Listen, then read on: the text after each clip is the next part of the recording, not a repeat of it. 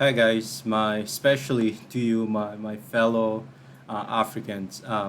I want to do this video today to talk briefly about something that I've been in my heart for a little bit now.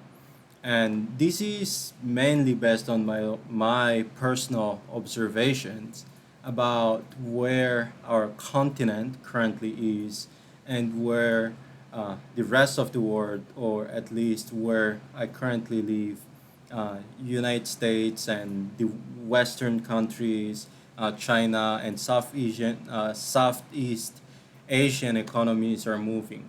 Okay, and I just want to share some reflections about these, and maybe you and I can have a conversation on what us, especially in the diaspora, could be doing, as well as our brothers and sisters in the continent could be doing to kind of help us be in a better place in the future. But before I actually jump into that, I just want to take us a little bit back in time. Okay, if you know a little bit of history, you'd understand that for a large portion of humanity, right, major empires or civilizations grew beyond their borders through military conquests. Okay, and whoever had the best strategy, whoever had the best military arsenal, usually took control of most of the world. And that fervent ambition hasn't really changed much in humanity, if I can say that. One example we're seeing right now is the invasion of the invasion of Ukraine by Russia. And throughout history, we see these repeating. The Europeans fought against each other, trying to occupy, colonize, dominate each other for a long time, right? And then they go through that period of the dark ages, and then they kind of start coming out of that, and then they go find Africans, and because they had they had been for such a long time in military conflict among themselves, they developed sophisticated weapons that gave them a lot of power to kind of take over most of the world, really, right? And in our case, Africa, and they occupied, colonized, and so forth. We know what happened. Today, right, there is a major change on how countries, global power, exercise their influence. There is a drastic change in that. Very often, countries are not going to deploy their military personnel to occupy a country. But what is happening today is actually, what political scientists call the soft power.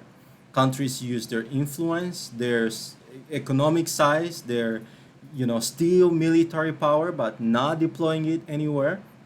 They are using technology to see everybody, right? So and through all these so-called soft power, they have been able to dominate, to kind of coerce, to push around other smaller countries to get what they want.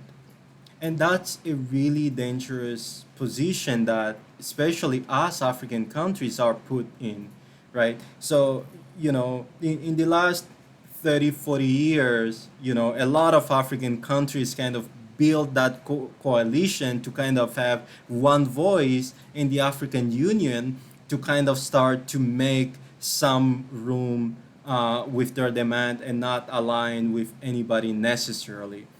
Right, but here's what is actually happening and will continue happening, this is where I want to get our attention. If you haven't been paying attention, here's where I want you to really pay attention. If you can stop doing what you're doing and just listen for a second, I'd appreciate you. Okay, so most of our economies in the continent, we are trying to play this game of catching up to the West, right? Our way of thinking about economic development has been mainly to become like Europe, to become like the United States, to become like now China. Okay, we are trying to, even you see it in our youth. We're trying to build the next Facebook. We're trying to build the next, you know, Twitter or tools similar to what already exists here, right? But here's, while we're trying to replicate the technology that already exists, these countries here are doing, right? I work in a space where it's really exciting to see what people are doing, right? Investment banking is exciting. We work with clients that in a million year you wouldn't believe people are actually doing these kind of things.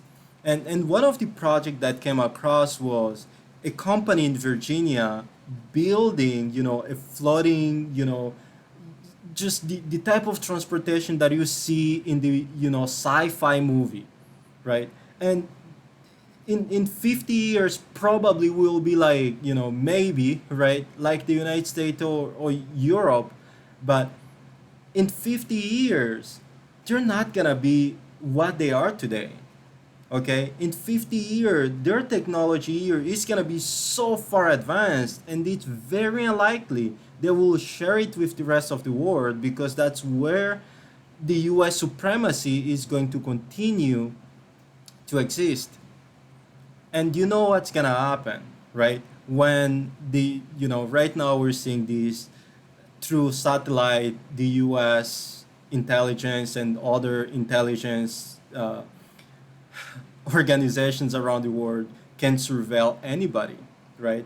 Our African countries, diplomat, governments are literally easy to be spied on, because we don't have cybersecurity people being trained by our universities. We're not investing in research and development. We're not, deploying massive amount of capital to build our own infrastructure, our own satellites, to build our own computing system. Like here in the US, you probably have heard about this. There is this notion of quantum computing that literally improves the computing capability to an extent where, you know, this idea is being used to build the 5G, for example. Like another client that I had is working on, I'm not a science person, but they're working in cell stem manipulation to find cure for diseases that are so rare, and they occur in a very tiny portion of the population, but it can drastically change life for these people.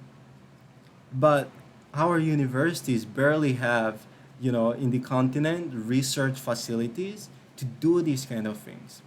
Like, you know, we can't try to be like the US. We can't afford trying to be like Europe, right? There is a need for both us in the diaspora and in the continent to invest time in scientific research, to find breakthrough research solution for the continent. We must think not only about what are the problems today that needs to be solved, but we have to think about what is going to happen in 30, 50 years down the road. We must think about these things, and we have to become specialists, build industry, build infrastructure. And I understand this requires a large deployment of capital. And here's where, I would, strongly encourage our leaders, our government, uh, people with a lot of money sitting in the Swiss bank accounts and other European banks, right? Bring your money to the continent, invest in the continent, put your money in a cause that you love. Our education system is so tiny, among the 400 top universities in the world, African universities barely make it there. Okay, and those are things we have to invest in. We have to invest in healthcare. We have to invest in technology. We gotta build our own infrastructure. I can't stress this enough, because what's gonna happen, The same thing that happened in the 1400s when the Portuguese came to Angola and the European found, opportunities in Africa. It's gonna happen again. We're going to go back into becoming colonies again. Well, we kind of are, still are, but things are not gonna get better. You know, I don't want to sound pessimistic, but unless we are taking charge of our own future, of our own continent, our own economies, right? We don't have a chance in the future. We don't have space in the future.